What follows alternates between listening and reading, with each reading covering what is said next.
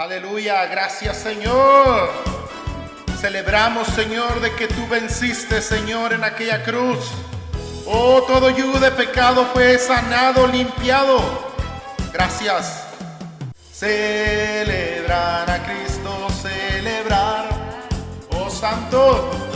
Celebrar a Cristo, celebrar.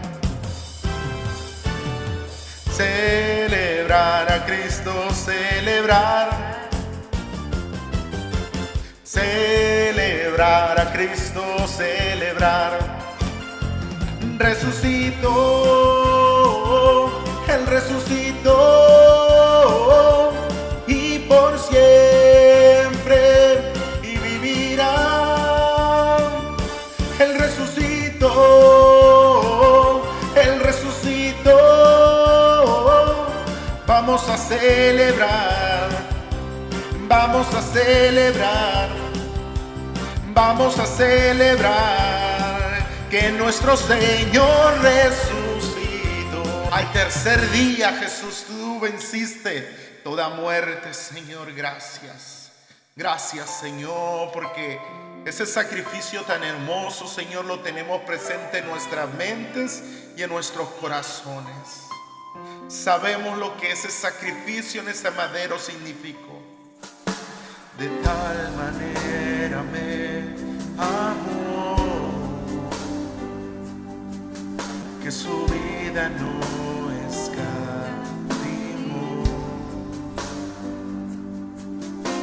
Hasta el final Él se entregó y a la muerte fue porque me amó. De tal manera me amó y no hay forma en que podré pagar el precio de su grande amor. Pero toda mi alma. Gloria a Dios. Pues Dios me los bendiga, hermanos en la fe. Bendiciones a cada uno de ustedes, también a los de Facebook y YouTube. Bendiciones a cada uno de los que nos estén acompañando en esta hermosa presentación que tenemos ahora de el tema crucifixión y muerte de Jesús. Seguimos expositivamente estudiando la palabra del Señor. Gloria a Dios. El versículo 26 da un dato muy claro. Incluso voy a poner subtítulos en los versículos para ir entendiendo una parte clave en la cual yo voy a hablar a cada uno de ustedes. Y dice la palabra de Dios: y llevándole tomaron a cierto Simón de Cirene. Y ese Simón de Cirene es el subtítulo que hablé. Porque este versículo nos da tres datos muy importantes, en el cual menciona que Simón de Cirene venía del campo y le pusieron la cruz para que tomase un descanso Jesús, y él tenía que venir atrás mientras Jesús arrastrándose, siendo su espalda latigada, donde araron surcos, donde le pusieron sus ropas de realeza. Mientras él caminaba, se le dice de Cirene porque su origen era Cirene, que estaba situada al norte de África. Este Simón de Cirene aparece en Mateo, Lucas y Marcos. En el Evangelio de Juan no lo dice. Sin embargo, en el Evangelio de Marcos dice que Simón de Cirene era padre, o sea, que tenía dos hijos que se llamaba Alejandro y Rufo. Son los datos que da Marco. Este Simón de Cirene, aún la iglesia ortodoxa y la iglesia ortodoxa griega, es considerado un santo porque ayudó a Jesús a cargar la cruz hacia el Calvario. Incluso hay un día, el 1 de diciembre, donde se celebra una memoria recordando este acto de Simón de Cirene. Pero recuerden, Simón de Cirene no fue el que se ofreció. Dice que llevándole le tomaron a cierto Simón de Cirene que venía del campo, venía ya cansado, venía ya trabajado, me imagino que andaba trabajando, y todavía le dijeron: tú, ven, por andar entre la multitud. Toma la cruz, ayúdale a Jesús. Este Simón de Cirene es considerado santo por las iglesias ortodoxas, tanto griega, y es memorado su día 1 de diciembre. Recuerda quién es este Simón de Cirene. Gloria a Dios. Vamos a pasar al versículo 27 y le puse mujeres que lloraban. ¿Por qué? Vamos a dar lectura del versículo 27 al 31. Y le seguía gran multitud del pueblo y de mujeres que lloraban y hacían lamentación por él. 28. Pero Jesús, vuelto hacia ellas, o sea, volteó hacia ellas, les dijo: hijas de Jerusalén, no lloréis por mí, sino llorar por vosotras mismas y por vuestros hijos. 29. Porque he aquí vendrán días en que dirán: bienaventuradas las estériles, y los vientres que no concibieron, y los pechos que no criaron. Entonces comenzaron a decir a los montes: caed sobre nosotros, y a los collados cubrirnos, porque si en el árbol verde hacen estas cosas, siendo Jesús, en el seco, ¿qué no harán? Jesucristo habló a estas mujeres de una gran tribulación. Podemos tomar ciertas referencias a lo largo de la historia en el cual, por mantener la fe en Cristo, trajo calamidad, incluso sufrimiento y la muerte de muchos de aquellos que seguían la fe en Cristo. Y muchas de esas mujeres tenían hijos. Entrando un poquito en la historia, recuerden que cuando estaba el emperador Neón, que persiguió a los cristianos y los metió, era como una plaza donde le metían a los leones. Y pum, le arrancaba la cabeza al hijo, y pum, la mataba, y le arrancaba el cuello los leones a tu esposa, y te terminaba de comer a ti. Entonces los padres en ese día lloraron por sus hijos. Podría identificarse que Jesús les decía que guardaran sus lágrimas para ese tiempo de persecución que se iba a soltar en sus tierras, en sus tiempos. Pero a lo largo de la historia ha habido mujeres que han decidido guardar su fe, y por su fe han muerto hijos de cada uno de ellos por mantenerse firmes.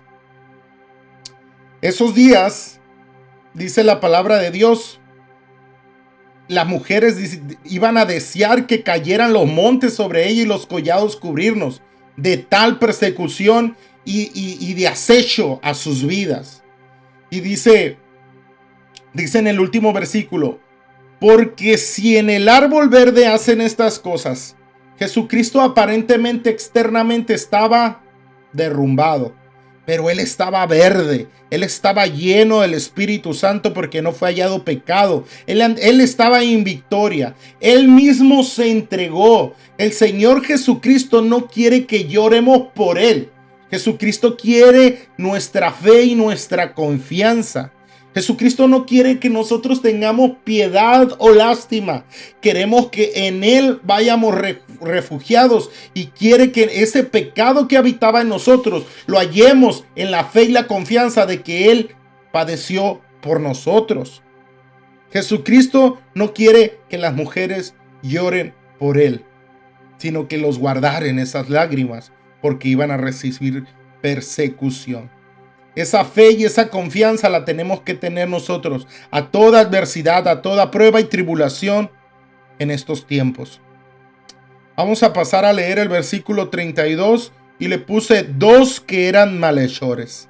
Dice la palabra de Dios, versículo 32 de Lucas 23. Llevaban también con él a otros dos que eran malhechores para ser muertos. Y cuando llegaron al lugar llamado la Calavera, le crucificaron ahí, y los malhechores, uno a la derecha y otro a la izquierda.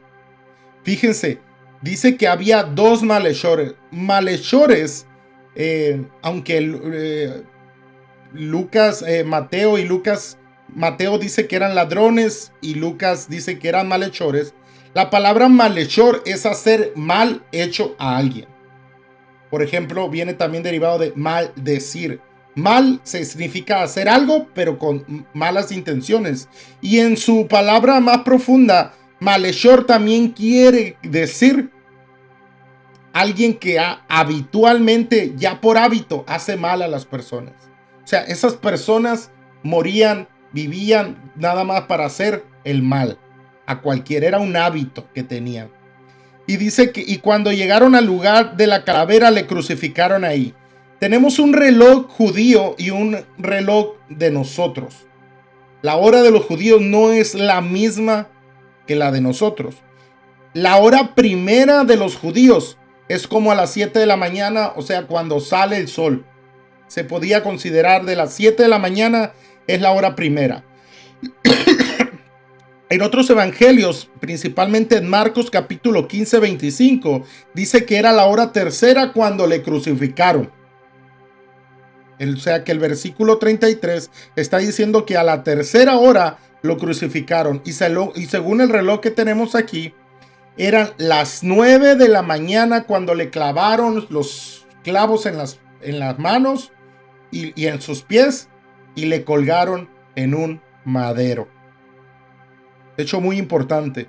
En el versículo 34, después de que ya cada malhechor estaba clavado, uno a la izquierda y uno a la derecha, dice la palabra de Dios, y Jesús decía, Padre, perdónalos, porque no saben lo que hacen.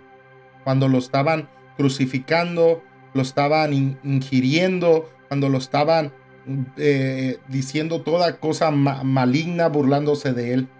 Y repartieron entre sí sus vestidos echando suertes. ¿Por qué el Señor dijo estas palabras tan importantes? Padre, perdónalo porque no saben lo que hacen.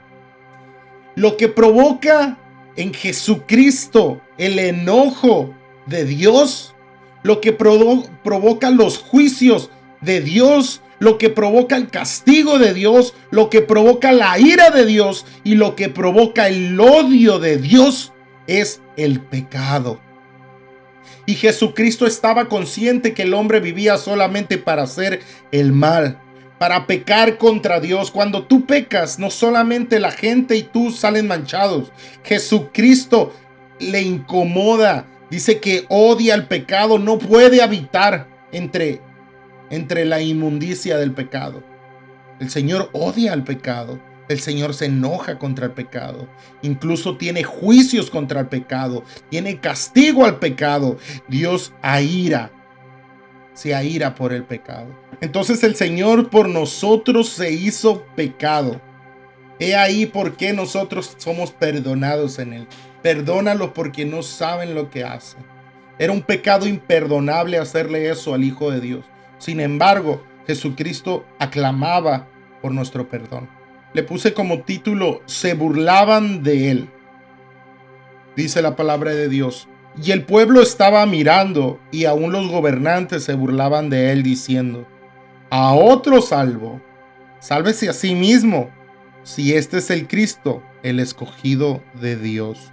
Los gobernantes que estaban ahí se estaban burlando de Jesús. Sin embargo, Jesucristo sí bajaba y mostraba y cancinaba a todos. Dice, si yo quisiera mandar a un ángel, una legión de ángeles a que me cubrieran, a que me defendiesen y los destruiría. Si quisiera Dios manifestar su poder de esa forma, lo haría. Sin embargo, el Señor nos estaba enseñando la otra cara del poder, el poder del dominio propio, por una voluntad mayor a la de nuestros propios egos, de nuestros propios afanes, el negarse a nosotros mismos por una condición mayor. Jesucristo decidió quedarse en esa cruz para cumplir una profecía de Isaías. Dice Isaías capítulo 53, 5. Mas Él herido fue por nuestras rebeliones, molido por nuestros pecados. El castigo de nuestra paz fue sobre Él, y por su llaga fuimos nosotros curados. Si Jesucristo se bajara de esa cruz haciendo caso a lo que estos gobernantes hacían, las burlas, si Jesucristo no fuera soportado las burlas, tú y yo no fuéramos ni siquiera sanados por el Espíritu Santo. Tú y yo, nosotros no pudiéramos disfrutar la paz. Tú y yo no pudiéramos haber tenido esta libertad en Cristo Jesús para vivir nuestra fe con autoridad y poder. Jesucristo se mantuvo firme en el plan perfecto de Dios, con su mente en la meta, perdonarnos, porque no sabíamos lo que hacíamos. Ahora el Señor, por el Espíritu Santo, nos revela todo esto. ¿Qué dirán aquellas personas que estuvieron en estudios bíblicos? Tú y yo, ¿crees que después de estos estudios tenemos un pretexto para llegar a Dios y decir: Señor, es que no sabía lo que el pecado te causaba? Cuando el Meni nunca omitió el pecado desde que empecé. Yo me he mantenido firme. A lo mejor yo sé que algunos batallando con un pecado u otro, o se incomodan y todo eso, pero la palabra no es mi palabra, es la palabra de Dios, y nos tenemos que mantener firme a ellas. Hay lugares donde se estudia la Biblia y omiten todo el pecado. Sin embargo, yo no omito el pecado, porque Jesucristo nos trajo luz para ver lo que había en nuestra atmósfera, para tener justos juicios, para saber en qué condición estamos, para saber cómo Dios nos quiere santificar a través de su palabra. Jesucristo fue molido por nuestros pecados. Lo tenemos que tener bien presente. Vamos a leer Lucas 36 y dice la palabra de Dios: los soldados también le escarnecían, acercándose y presentándole vinagre. En el 37, y diciendo: si tú eres el rey de los judíos, sálvate a ti mismo. Y había también sobre él un título escrito con letras griegas, latinas, hebreas: este es el rey de los judíos. Los soldados también se burlaban. Soldados, gobernantes, fariseos, Caifás, todos se burlaban de la condición del que se llamaba o se hacía llamar y que todavía el rey de los judíos. El Señor Jesucristo seguía siendo rey. No es costumbre ver a gente que tiene autoridad sufriendo, ¿no, verdad?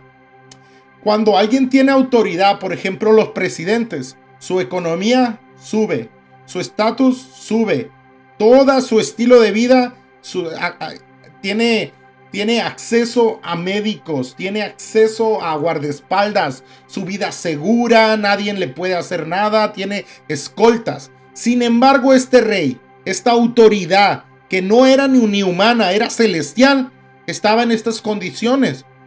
Para la mente humana era signo de burla. Jesucristo, siendo rey, padeció todo esto, y toda gente que lo miraba teniendo una mente incrédula, y tú y yo, si estuviéramos ahí, también nos fuéramos burlados porque somos gentiles.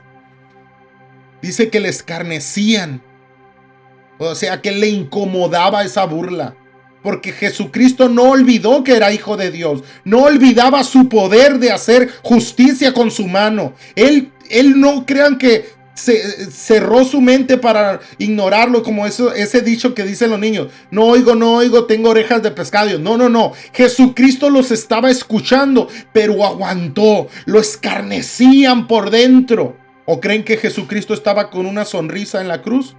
No. Pero tampoco estaba con lágrimas, todo triste como perrito. No, él estaba serio y firme en las convicciones de Dios el Padre, haciendo su obra redentora en el hombre, en la tierra.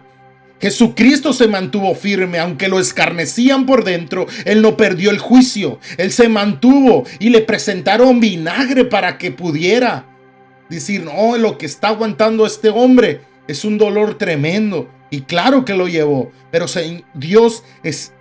Jesús es el único hombre consciente,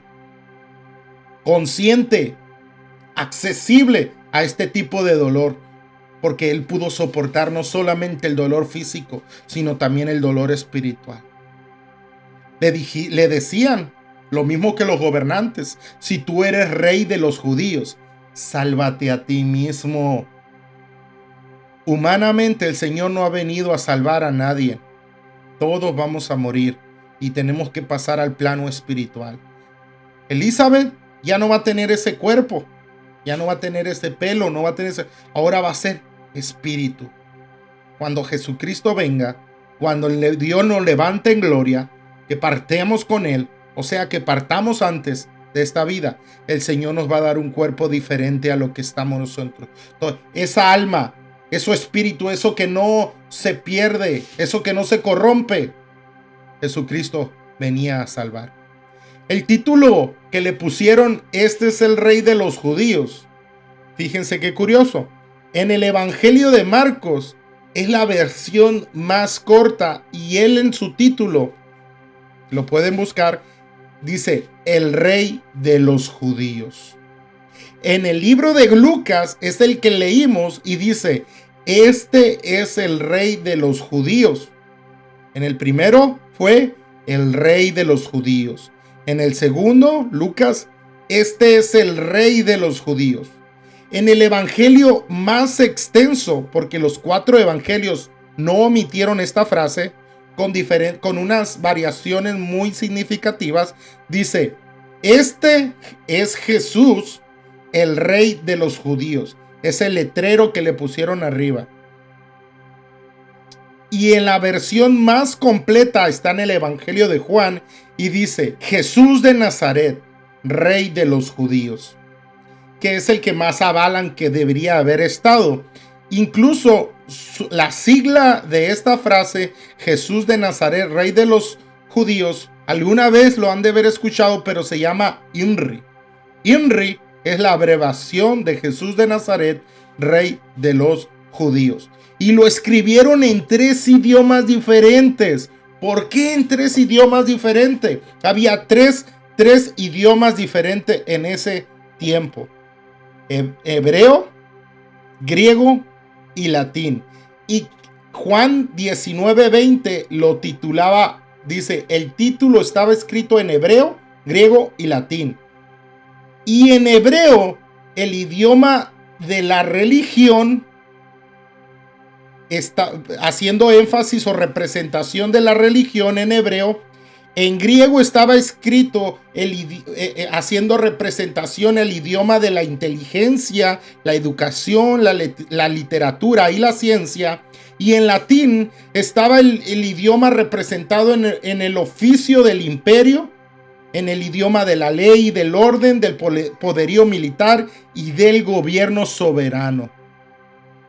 Jesucristo, este título le queda a la perfección, porque Jesucristo ahora que venga en gloria, Él va a ser el soberano espiritual, el soberano cultural y el soberano político. Tendrá control sobre toda la faz de la tierra, sobre todo el universo. El Señor va a ser soberano espiritual, va a ser soberano cultural, soberano político, soberano que tiene autoridad sobre cualquier cosa. Este título estaba exacto, aunque lo pusieron de burla. Incluso en otros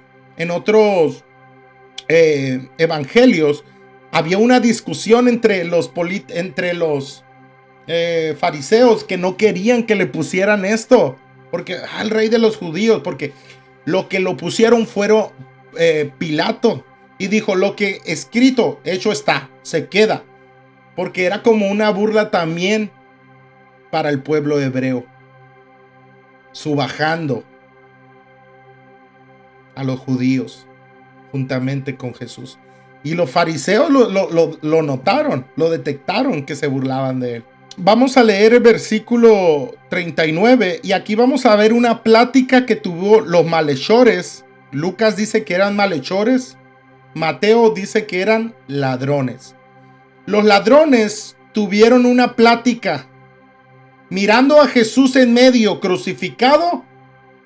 Uno de ellos, de los malhechores, dijo, versículo 39, y uno de los malhechores que estaba colgado le injuriaba diciendo, si tú eres el Cristo, sálvate a ti mismo y a nosotros.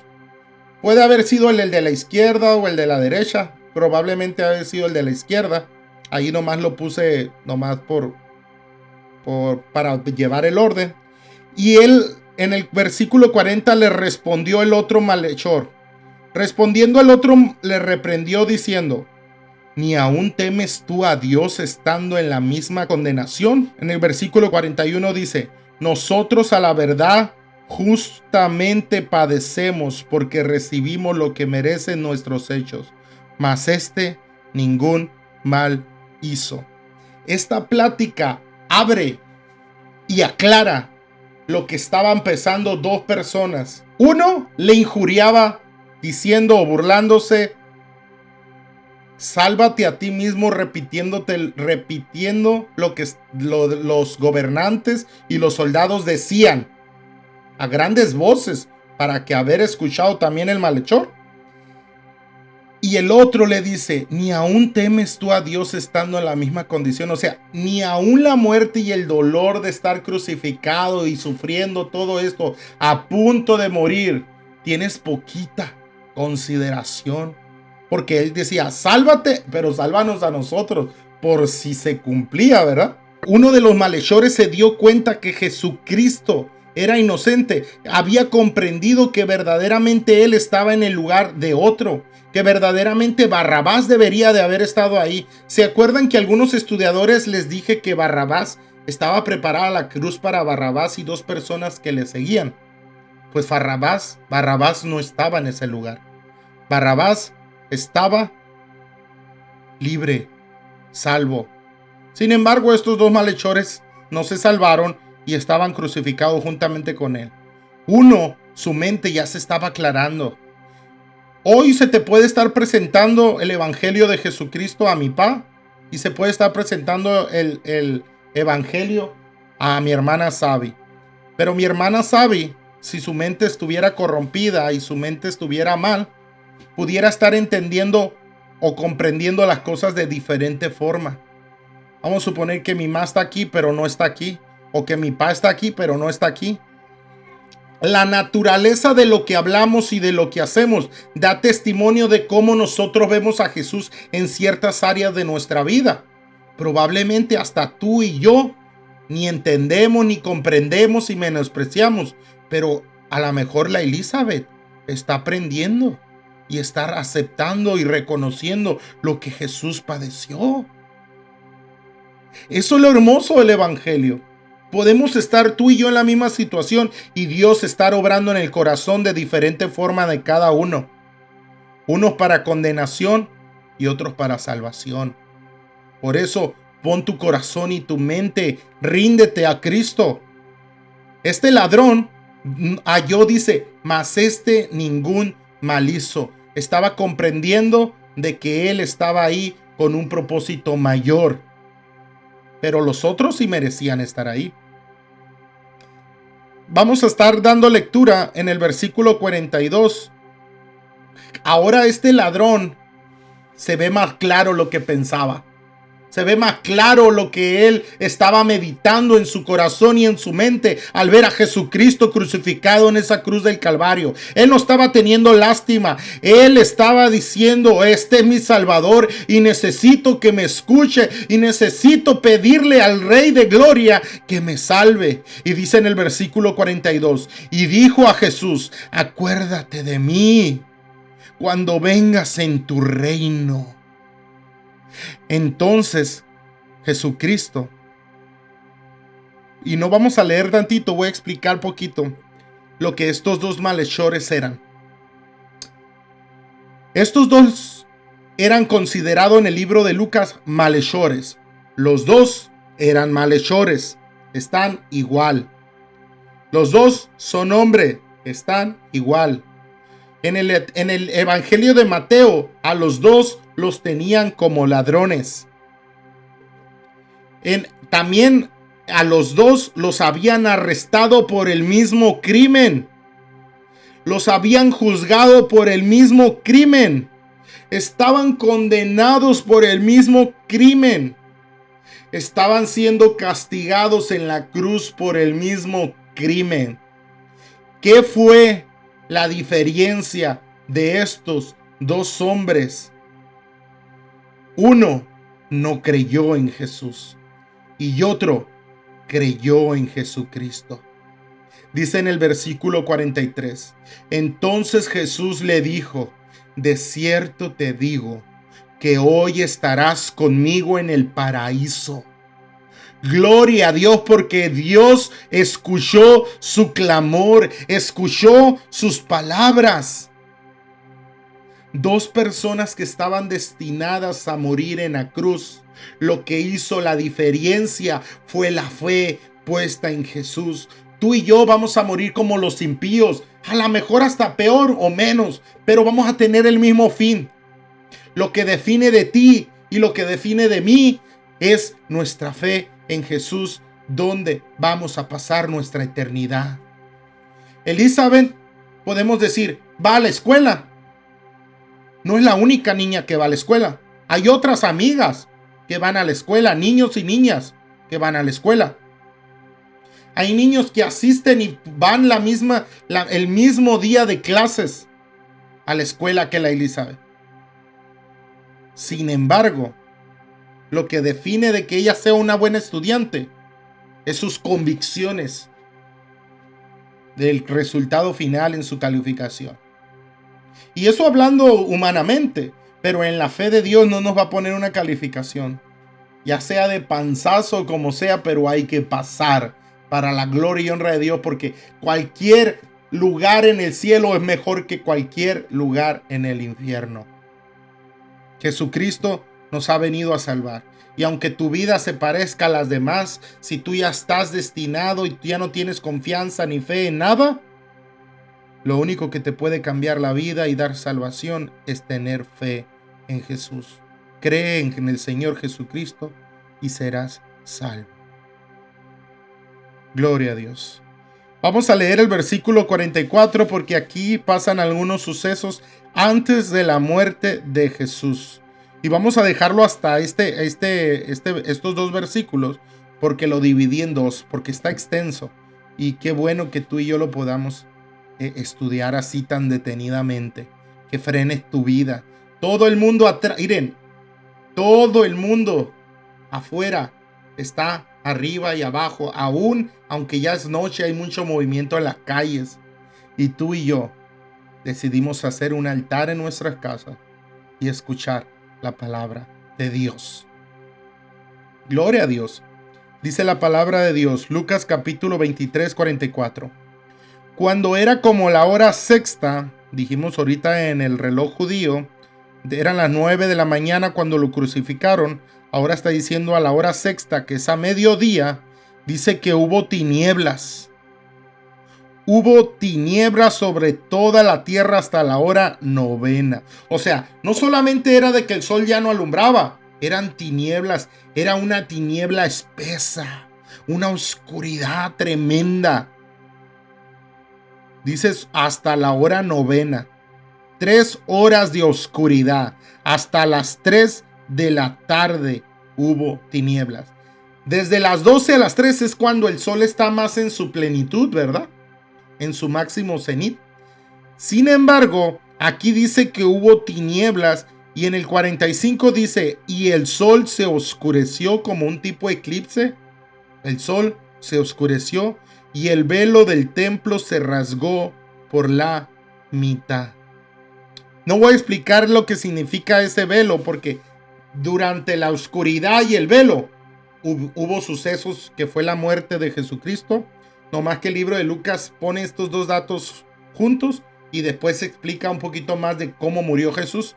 Pero lo que significa y lo que simboliza aquí que hubo tinieblas en la tierra es que Jesús era la luz del mundo, pero como ya iba a ser la culminación, o sea, iba a ser la muerte de Jesús, las tinieblas se iban a sobreponer en el mundo. Ese tiempo que Jesús estaba muerto. Si Jesucristo solamente fuera muerto y no fuera vencido la muerte, todos, ¡pum! Pecado, somos excluidos del pecado. Pero después ibas a volver a pecar, ibas a volver a condenar, o sea, ibas a morir. Jesucristo tenía que resucitar para vencer la muerte en el cristiano, no en el impío. El impío nunca recibió la salvación porque no receptaron a Jesucristo. Pero ¿y tú y yo? Ahora por eso dice la palabra de Dios que Él perdonó nuestros pecados. Perdona nuestros pecados pasados, presentes y futuros. En esa santificación el Señor nos va a ayudar en nuestro día malo y va a hacer que nuestro pie no tropiece. Esas tinieblas simbolizaban el mal que había sobre la tierra. Y siendo Jesús la luz del mundo, se acabó. No había esperanza para el hombre.